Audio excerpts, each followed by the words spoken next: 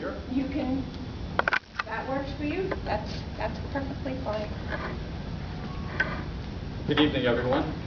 Good evening. And thank you for this opportunity. I won't take 5 minutes of your time. I want your vote. I'll lose it if I talk for 5 minutes. And I'll take about 3 minutes of your time. I am running as a Democrat, and I'm also running on the conservative line. And I have the endorsement of the Independence Party, but I am in a primary for that also. I recently retired from the Clarkstown Police Department after 32.5 years. Prior to that, I spent 1.5 years in jail. And I always like to say that and see people laugh, then I know you're listening. I was a correction officer for 1.5 years before the police department, and it was actually the best experience I could have had and the best training I could have had before being a police officer, to go into the jail every day, work with people you really don't like, spend 8 hours and then go back another 8 hours, and you can't say you're going to lock them up. You don't have handcuffs, gun. The only thing you have is how you handle yourself, that you're a serious, sincere person. You cannot be a tough person, because you will never be the toughest person in the jail.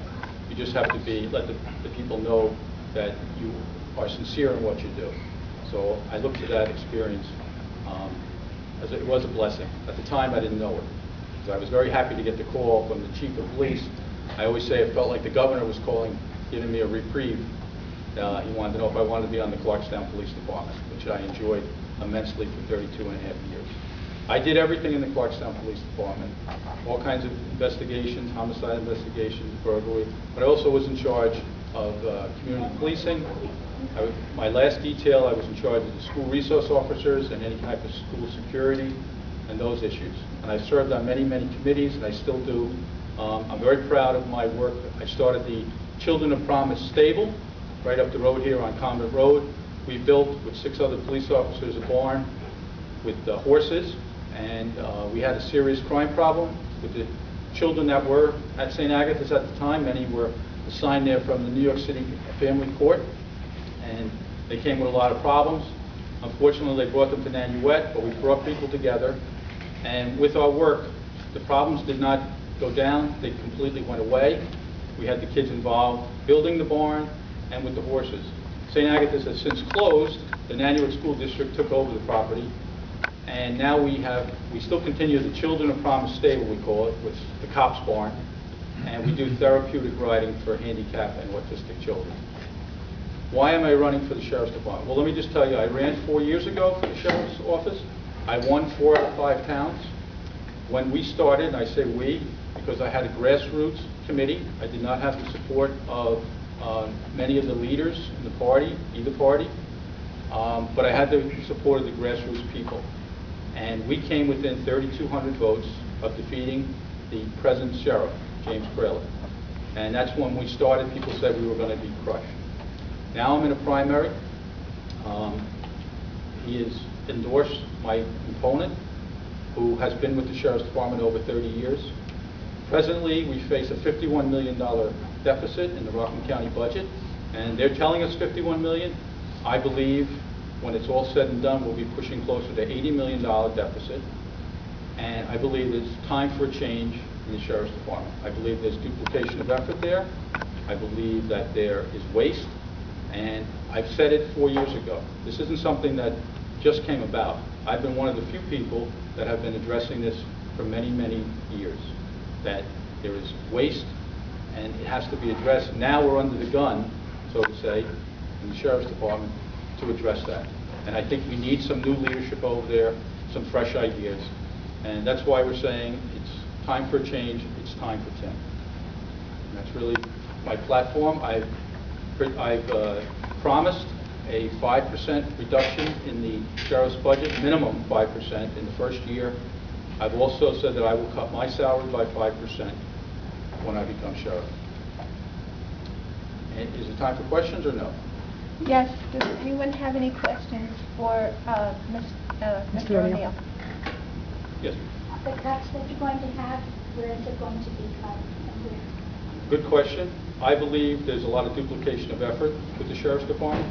I support, in the Sheriff's Department, there are specialized units like the bomb unit, the arson unit, which is used by every police department. There's also the BCI, which is crime scene.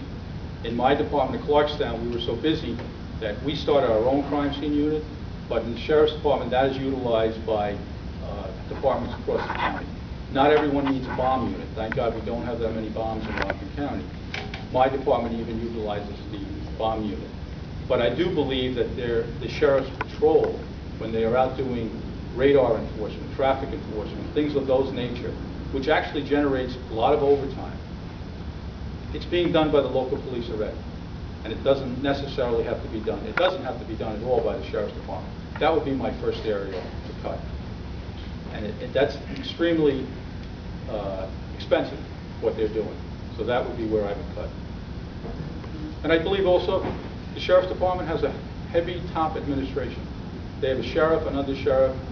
My opponent is chief of patrol. They have a chief of the civil division. Everybody has a car that has some kind of rank over there. I don't think that's necessary. All these little things add up. I think there's certainly phone usage I've looked at that can be cut. Chip away, it's $51 million budget, 5%. I could find $2.5 million very quickly. I appreciate the fact that you're considering cutting your salary as well. Thank you. Any other questions? Yes, sir. I have one. How large is the county sheriff's department? It's in manpower. approximately 300 employees, and 170 of those are in the jail. And I'm kind of glad you asked me that because I forgot to bring that up. I talked about my jail experience. Under the New York State Constitution, the responsibility of the sheriff is the jail and the civil division. Civil division is evictions, things like that. That's the only specified obligations of the sheriff. Now, you could go upstate New York, where the sheriff's department may be the primary responding law enforcement agency with the state police in many rural areas. In Rockland, we have the local police. So the jail is the biggest responsibility of the sheriff. And there are approximately 170 officers there. Also transporting the prisoners in Rockland County, as most of you probably know, we have many villages and 5 towns. Everyone has their own justice court. So on any given night, usually from Monday to Thursday night, there are transport officers throughout the county transporting prisoners. It's very expensive, but it's a mandate by the courts that that's the responsibility of the sheriff. If a judge wants to see a prisoner and there's a court date, they have to be delivered by the sheriff. And that has to be his ultimate, #1 responsibility. Okay, thank you again. Does anyone else have any questions for Mr. O'Neill?